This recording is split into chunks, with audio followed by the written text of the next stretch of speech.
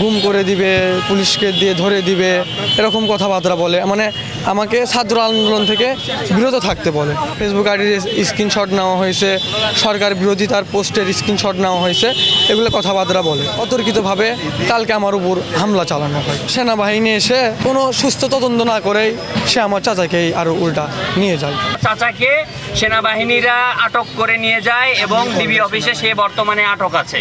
আমরা এটার প্রশাসনের কাছে জবাব চাই যে কেন তারা, কিসের ভিত্তিতে এই লোককে তারা আটক করে নিল।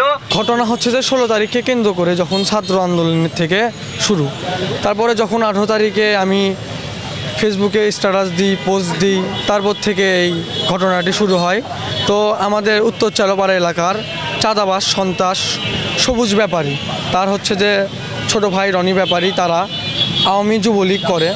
তারা বিভিন্নভাবে মানে থ্রেটমূলক কথাবার্তা বলে যে গুম করে দিবে, পুলিশকে দিয়ে ধরে দিবে, এরকম কথাবার্তা বলে। মানে আমাকে ছাত্র আন্দোলন থেকে বিরত থাকতে বলে। ফেসবুক আইডির স্ক্রিনশট নেওয়া হয়েছে, সরকার বিরোধিতার পোস্টের স্ক্রিনশট নেওয়া হয়েছে, এগুলো কথাবার্তা বলে। আমি তখন ওই সময় কোনো কিছু গায়ে লাগাইনি। তারপর যখন আস্তে আস্তে সময়টা চলে যায়, পরিস্থিতি অনেক খারাপ হতে থাকে, তারপর থেকে বিষয়টা শুরু হয়।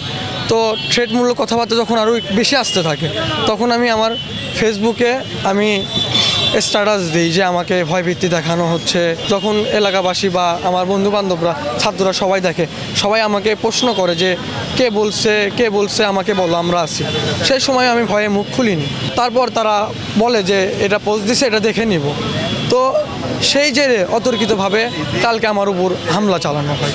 14 থেকে 16 জন এরকম ছিল, মানে 10-15 জনের মতো ছিল। যখন এলাকায় কারেন্ট যায়, আমি বাসার সামনে আমাদের দোকান আছে, দাঁড়ায় থাকি। প্রথমে এসে আমার দোকানে হামলা দেয়। তখন আমি বের হয়ে বলি, কি হলো, এরকম ভাঙতেছেন কেন?